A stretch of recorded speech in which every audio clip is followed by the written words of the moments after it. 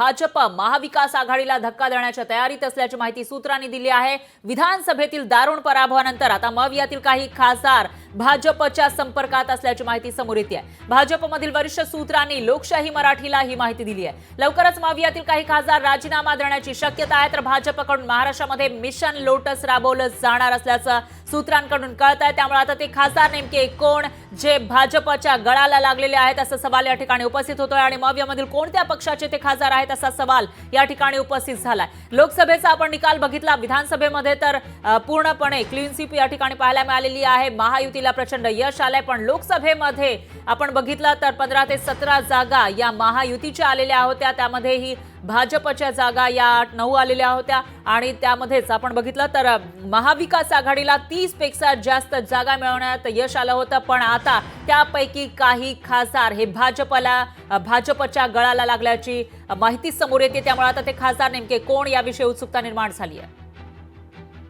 आणि याविषयी अधिक माहितीसाठी आपले प्रतिनिधी चेतन नावरे हे आपल्या सोबत थेट जोडले गेले आहेत। चेतन, काय सांगाल, जरी लोकसभेमध्ये मोठ्या प्रमाणामध्ये मवियाला राज्यात यश आलं असलं तरी देखील त्यापैकी काही खासदार आता कमी होऊ शकतात असं चिन्ह आपल्याला दिसून येत आहेत। मात्र एक उत्सुकता आहे ती म्हणजे हे खासदार नेमके कोणते, मवियातील कोणत्या पक्षाचे? निश्चितच एकंदरीत जी माहिती समोर येत आहे की भाजपकडून महाराष्ट्रामध्ये क्लीन स्वीप दिल्यानंतर सध्या आपण पाहत आहोत की 232 आमदार आहेत ते महायुतीकडे आहेत। इतकंच नाही तर केंद्रामध्ये सुद्धा सलग 3री टर्म आता भाजपची सुरू आहे आणि कुठलाही अजेंडा सध्या विरोधकांकडे दिसत नाहीये। त्यामुळे विरोधक बाकावरील जे खासदार आहेत त्यांच्यामध्ये अस्वस्थता वाढलेली आहे की विधानसभेतील या दारुण पराभवानंतर आगामी 5 वर्षानंतर सुद्धा कुठलंही चित्र आपल्या समोर दिसत नाही, कुठलंही भविष्य दिसत नाहीये। महत्वाची बाब म्हणजे मतदारसंघातील निधी मिळवण्यातही आता अडचणी येणार आहेत। विशेष करून जर पाहिलं असेल तर आरक्षण रद्द करण्याचा मुद्दा असेल किंवा संविधान बदलाचा मुद्दा असेल, या अजेंड्यावरती लोकसभेमध्ये महाविकास आघाडीला मोठ्या प्रमाणात यश मिळाल्याची चर्चा होती आणि त्यानंतर पुन्हा आता निवडून येऊ की नाही याची शाश्वती नसल्यामुळे मोठ्या प्रमाणात भाजपकडून संपर्क केला जात आहे आणि हे खासदार आहेत काही संख्येने जे राष्ट्रवादी काँग्रेस, शरदचंद्र पवार गटातील असतील, ठाकरे गटातील असतील आणि काँग्रेसमधील असतील, या तीनही पक्षातील काही खासदार आहेत त्याच्या संपर्कात आहेत।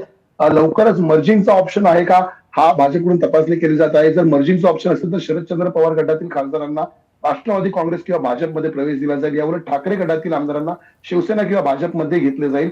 त्यामुळे त्या दृष्टीने आता वरिष्ठ पातळीवरती चर्चा सुरू असल्याची माहिती आहे।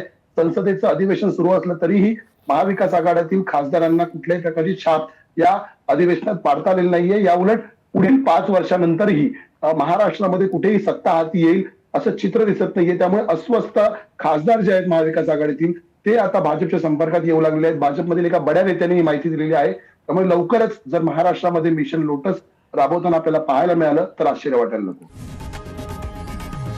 लोकशाही मराठी ऐका, पहा, जागरूक रहा।